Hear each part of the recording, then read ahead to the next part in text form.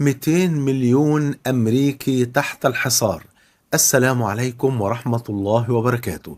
بسم الله والحمد لله والصلاة والسلام على رسول الله صلى الله عليه وآله وسلم. قد تستطيع أي دولة من الدول العظمى إن هي تستعرض قوتها وسلاحها النووي وصواريخها وطائراتها المدمرة على الدول الضعيفة، وتقدر كمان تنتهك حرمات تلك الدول، لكن لابد أن تقف عاجزة أمام قدرة الخالق سبحانه وتعالى، ولا تستطيع أن تفعل شيئا.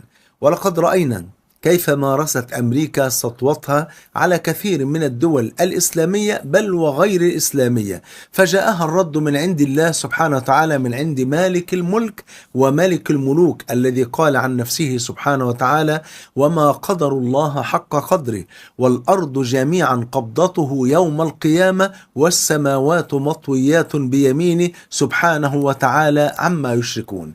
فالله عز وجل له جنود لا يستطيع الكون كله أن يقف أمامها أبدا. قال جل وعلا: ولله جنود السماوات والأرض وكان الله عزيزا حكيما. وقال جل وعلا: وما يعلم جنود ربك إلا هو. بل ذكر الله عز وجل جنوده في محاربة طواغيت الأرض، فقال جل وعلا: يا أيها الذين آمنوا اذكروا نعمة الله عليكم إذ جاءتكم جنود فأرسلنا عليهم ريحا وجنودا لم تروها وكان الله بما تعملون بصيرا. الله أكبر.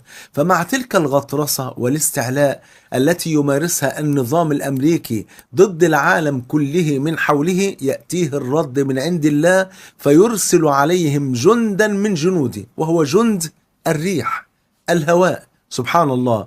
وهو نفس الجند الذي أهلك الله به قوم عاد.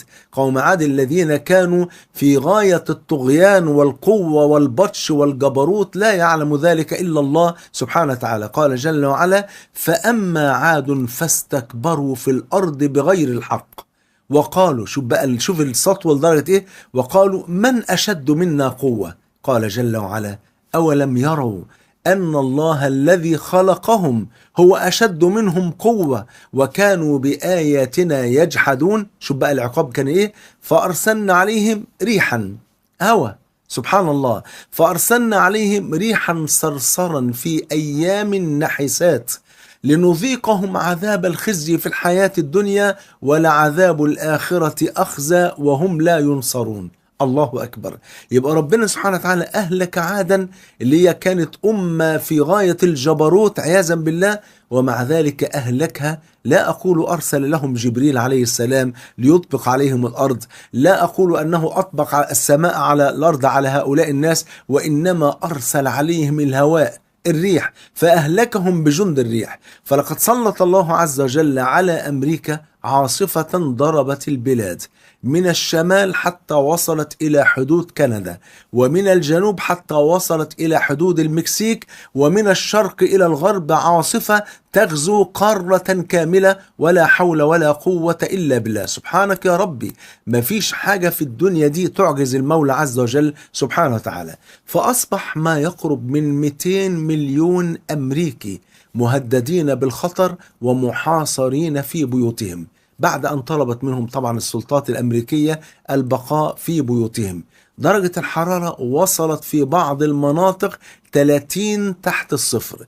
تم قطع الكهرباء عن مئات الآلاف من البيوت، وتم إعلان حالة الطوارئ في 18 ولاية أمريكية، والعاصفة ستضرب 37 ولاية أمريكية. تخيلوا حضراتكم، كما قال جل وعلا: ريح فيها عذاب أليم تدمر كل شيء بأمر ربها. لأن الريح دي جند من جنود الله، لا تتحرك إلا بأمر من الله، بل إن الله يأمرها أن تتحرك إلى المكان الفلاني، وأن تفعل كذا، وأن تدمر كذا، كل حاجة، كل هذا بأمر من الله وتدبير من الخالق سبحانه وتعالى. في حديث رواه أبو داود بسند صحيح أن رجلا من الصحابة لعن الريح عند رسول الله صلى الله عليه وسلم، يعني كان قاعد مع النبي ولعن الريح، فقال له صلى الله عليه وسلم: لا تلعن الريح فإنها مأمورة هي ما بتتحركش بمزاجها، ده هي بتتحرك بأوامر من الخالق سبحانه وتعالى. يعني سبحان الله، الكون ده كله بيسبح بحمد الله ويسجد لله. ألم ترى أن الله يسجد له من في السماوات ومن في الأرض، والشمس والقمر والنجوم والجبال والشجر والدواب وكثير من الناس، وإن من شيء إلا يسبح بحمده ولكن لا تفقهون تسبحهم. فالريح تسبح بحمد الله، والرعد يسبح بحمد الله، والجبال تسبح، والكون كله يسبح بحمد الله. بل وفي رواية عند أحمد بسند صحيح أن النبي صلى الله عليه وسلم قال: لا تسبوا الريح فإنها من روح الله. خدوا بالكم، تأتي بالرحمة والعذاب.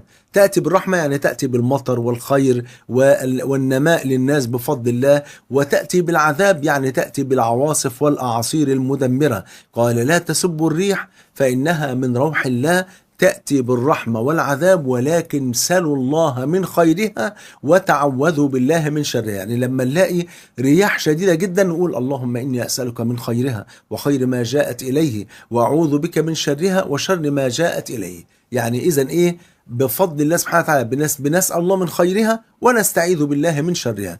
ولا بد أن نعلم أن ما يحدث هذا في أمريكا هو رسالة من الله سبحانه وتعالى، حتى لا يفتن الناس بقوة أمريكا ويظنوا أن الكون ده كله بيسير على مراد أمريكا. كلا ورب الكعبة، فالكون كله لا يسير إلا على مراد الله وبأمر الله وبحكمة الله سبحانه وتعالى. وكل ما نراه ما هو إلا ابتلاء وتمحيص من أجل تمحيص صفوف المؤمنين ليميز الله الخبيث من الطيب. وفي النهاية والله ورب الكعبة لن يكون النصر ولا التمكين إلا للإسلام والمسلمين الذين عاشوا بالإسلام وللإسلام بفضل الله. قال صلى الله عليه وسلم كما عند أحمد بسند صحيح: لا يبلغن هذا الأمر، يعني هذا الدين، ما بلغ الليل والنهار، ولن يترك الله بيت مضر ولا بيت وبر إلا أدخله الله هذا الدين بعز عزيز أو بذل ذليل. عزا يعز الله به الإسلام وأهله،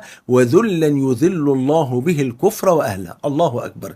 لا ننسى في النهاية، يعني احنا بنقول ان كل ده ما هو الا رسالة من الله، حتى نعلم ان الذي يدبر شؤون الكون هو الله وليس أمريكا ولا غير ذلك، وإن اللي بيحصل ده ابتلاء وتمحيص لصفوف المؤمنين ليميز الله الخبيث من الطيب. واضح كده؟ وإن في النهاية النصرة ستكون للمسلمين، ولكن لا ننسى أن نقول في النهاية أننا والله لا نشمت أبدا فيما يحدث للشعوب حتى لو كانت غير مسلمة، بل نتمنى العافية للناس جميعا مسلمين وغير مسلمين ما داموا غير محاربين للإسلام والمسلمين بفضل الله سبحانه وتعالى. وأبشروا إن شاء الله بعد هذا يعني السواد الحالك الذي نراه الآن على الأفق سيأتي فجر صادق إن شاء الله، وسيكون التمكين للإسلام والمسلمين الصادقين المخلصين بفضل الله سبحانه وتعالى. جمعني الله وإياكم مع الحبيب المصطفى صلى الله عليه وآله وسلم في الفردوس الأعلى. بحبكم في الله، والسلام عليكم ورحمة الله وبركاته.